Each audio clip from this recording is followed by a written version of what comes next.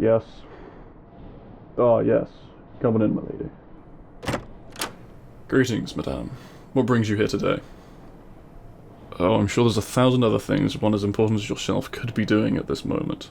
There is no need a woman of noble standards to be so close to a factory on a sun-filled day such as this one.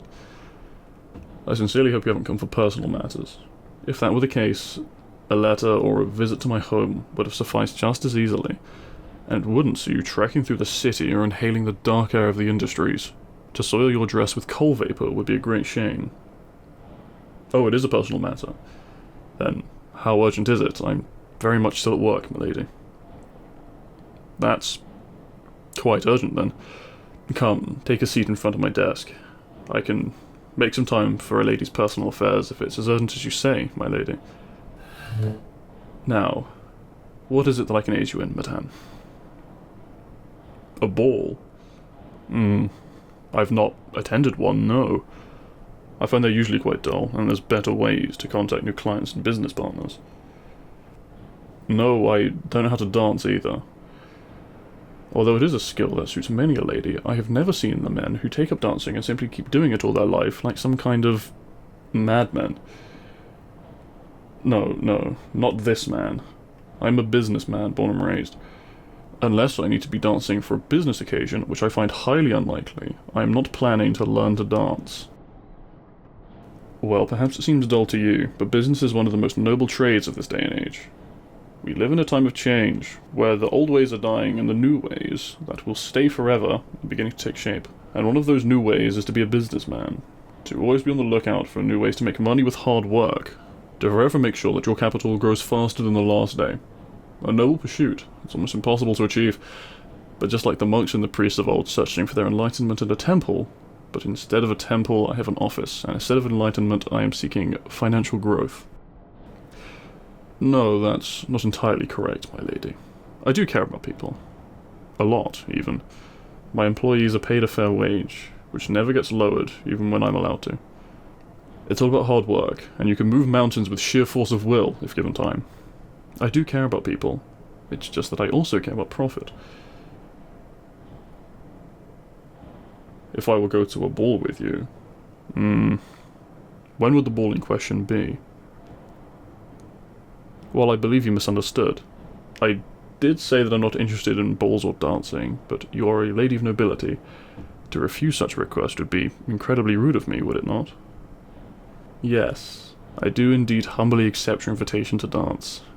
However, I must warn you, I cannot guarantee that I will dance with any amount of quality, or to be able to keep up in conversation. I'm not particularly up to date on what's happening in the royal courts these days, and I believe learning the current state of affairs once I'm done with my duties here is squeezing far too much work into a small meeting. Well, I assume you only need a chaperone to evade your father's rage, do you not? Last time you asked me to join you somewhere, it was merely because you had told your father you'd be in the company of a gentleman, and you knew I would fit the description in his mind. That is not the reason you approached me last time. Then pray tell, what is? I'm terribly sorry if this misunderstanding has caused you any discomfort, of course, but I believe that it would aid me to know why you did approach me, if not to avoid your father's judging eyes. You find me attractive. Young lady, I'm terribly sorry, but I believe you're mistaken. You're of noble blood, and I am a wealthy commoner. We are not a savage of the French, demanding out that nobles live like commoners, let alone utilizing such a barbaric tool as the falling blade. We are civilized people, and in civilized society, a noble woman such as yourself does not entertain a relationship with a commoner like me, no matter how attractive you might believe me to be. It is not that I do not find you attractive. No, milady, the opposite is true. It is simply not to be. The society is created based on rules, laws, a science, even if it is never spoken aloud or written down. We must follow those rules, otherwise breaking all the other rules would be excused, and we'd be as savage as the French are being right this instant across the water. No, I suppose I do not hate the French, but that's aside the point. The point is that your offer to take me to a ball cannot be accepted if it is under the assumption that the two of us are spending more time together that would lead to a relationship. It will not, it cannot, and it must not. I've stated before that this is not because I have something against you, my lady. Imagine, if you will, that you'd go to the ball with, say, a shoemaker or a carpenter. Would your father or anyone else approve? Well, draw the same picture of me in your mind as those people, then. I am a commoner. Beneath my wealth and my business, my ideology, all that I appear to be, I am simply a commoner, and you are a noble. I suggest that we both act accordingly to that assumption first. My lady... It's not that I don't want to, okay? I don't wish to see tears upon your beautiful face, and I don't wish to be the reason you are saddened. But I cannot change the simple fact that we cannot be in a relationship, so I must dull myself and my feelings down for you.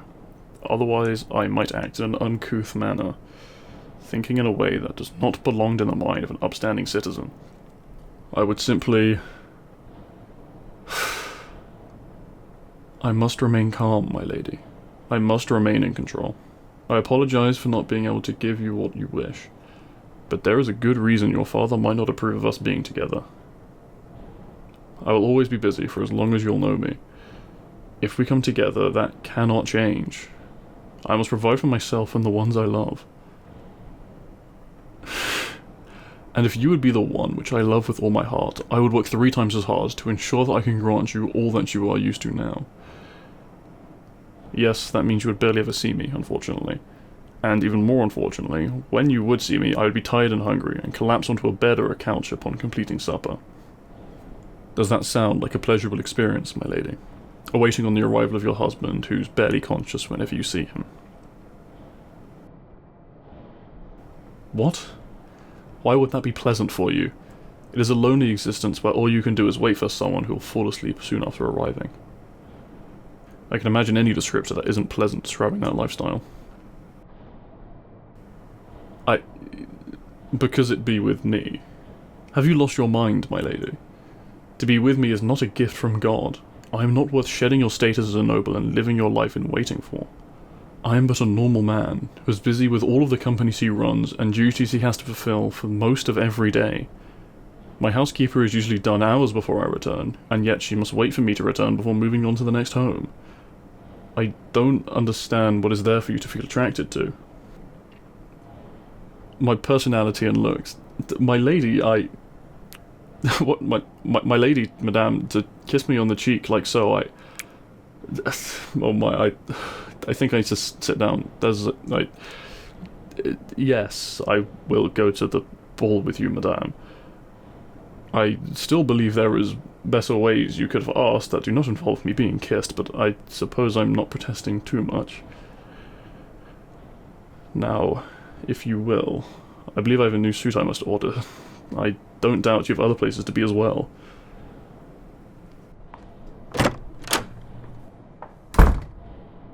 Yes, thank God she does like me.